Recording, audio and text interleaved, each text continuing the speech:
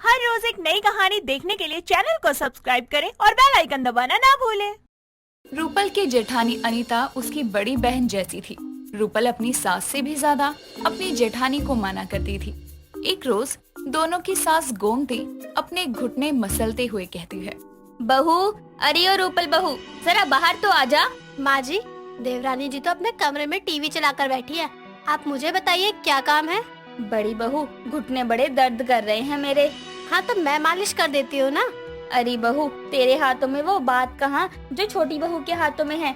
अरे मालिश वो बढ़िया करती है, जरा आवाज लगा दे उसको, तेरी आवाज पर चली आएगी, मेरी तो सुनती ही नहीं है। ठीक है माँ जी, मैं बुलाती हूँ। देवरानी जी, देवरानी जी, सुनिए तो जरा। अपनी जेठानी की एक आवाज सुनकर ही रूपल कमरे से बाहर आती है और कहती है, हाँ जेठानी जी, क्या हुआ? देखा देखा कैसे फुदक कर बाहर आ गई नालायक। माँ जी, कभी तो प्यार से बात किया करो। हाँ, फिर कभी तो प्यार से बात करने वाले काम किया कर। अरे चुप हो जाइए आप दोनों। अब देवरानी जी, माँ जी के घुटने में बहुत दर्द हो रहा है, आप जरा मालिश कर दो। ठीक है जेठानी जी, आप कहती हैं तो कर देती हूँ, लेकिन मुझे आपके हाथों का बना बढ़िया सा पोहा चाहिए खाने के लिए। अरे नास पिटी चटोरी, तो खुद बना लेना। माँ जी, आपसे नहीं, जेठानी जी से कहा है मैंने। हाँ, मैं बना कर लाती हूँ अभी। तभी रूपल भी फटाफट तेल लेकर अपनी सास के घुटनों की मालिश करने बैठ जाती है। समय गुजरता है। रूपल की जेठानी अपने भाई की शादी के लिए मायके जाती है, जिसके कारण उसकी देवरानी अनीता का मन उसके बिना बिल्कुल नहीं लगता।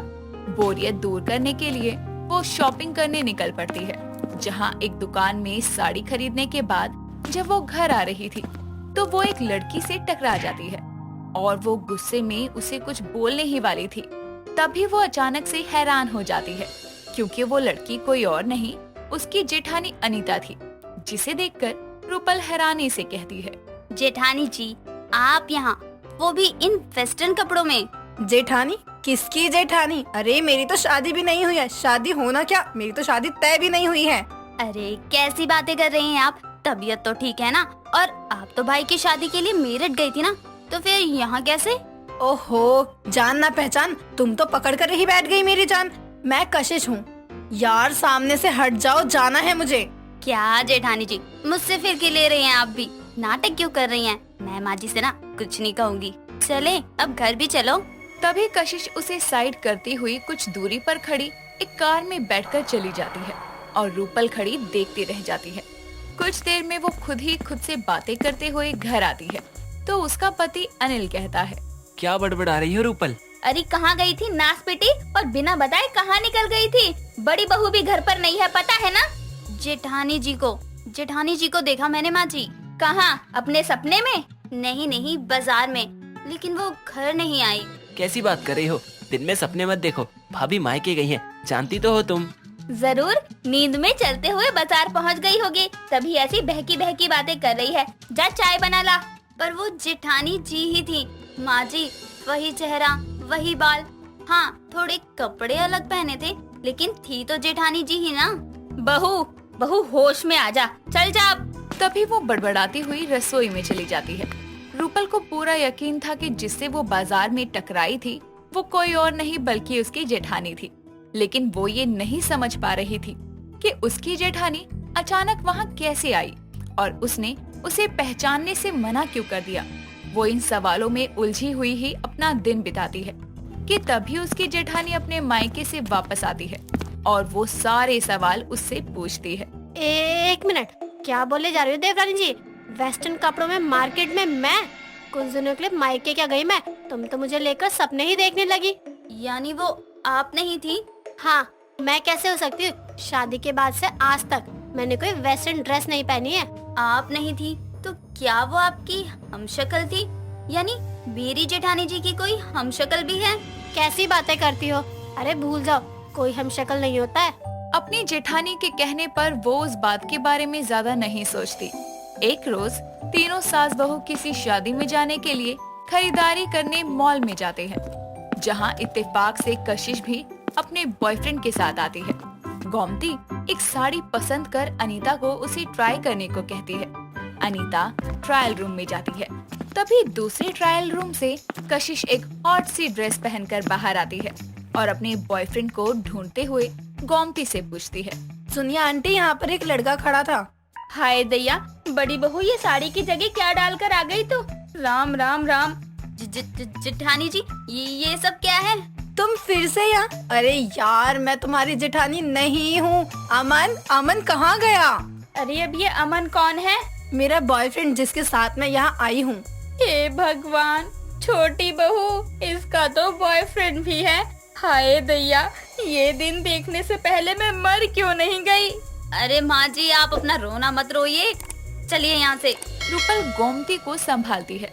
तब तक कशिश अमन को ढूंढते हुए वहाँ से चली जाती है, तो वो दोनों भी उसके पीछे जाती है।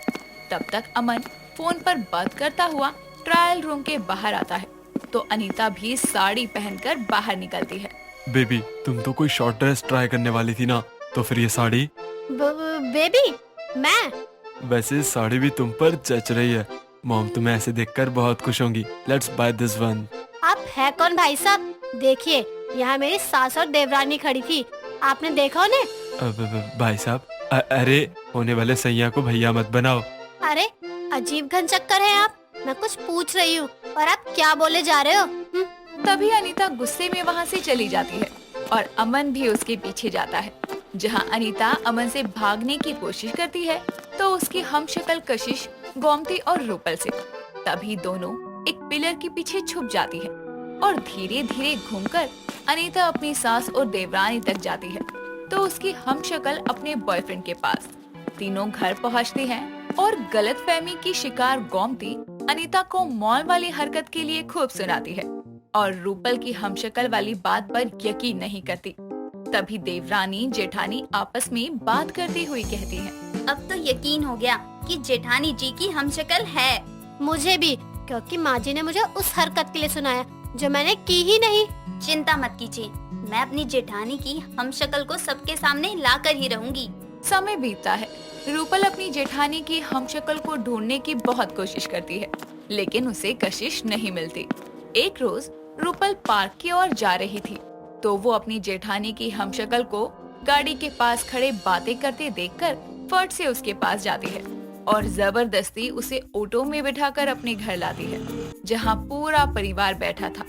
अनीता की हमशक्ल को देखकर अनीता के साथ पूरा परिवार और कशिश भी हैरान थे।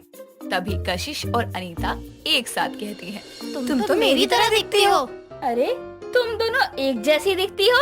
हाँ माँ जी, ये जेठानी जी की ही हमशक्ल है, जिसे आपने मॉल में देखा था। मैंने कहा था ना कि जेठानी जी की हमशक्ल है। तो इसलिए तुम मुझे बार बार जेठानी जी कहती रहती थी, और मॉल में ये आंटी जी भी। हाय दैया बड़ी बहू, ये तेरी हमशक्ल है, कहीं तुम दोनों जुड़वा बहनें तो नहीं? बिल्कुल नहीं। हाँ माँ जी, बस ये एक इत्तेफाक है, ऐसा होता तो ये मेरे साथ में रहती। बिल्कुल, हम बस हम शक्ल है। बट डोंट वरी, मॉल जैसा सीन दोबारा नहीं होगा, क्योंकि मैं शादी करके दूसरे देश जा रही हूँ। लेकिन अपनी हमशक्ल को देखकर खुशी भी हुई है और जलन भी कि मेरी जैसी सुंदर और कोई भी है। खैर, मैं चलती हूँ। इस तरह रूपल अपनी जेठानी की हमशक्ल को सामने लाकर सबकी गलतफहमी को दूर करती है।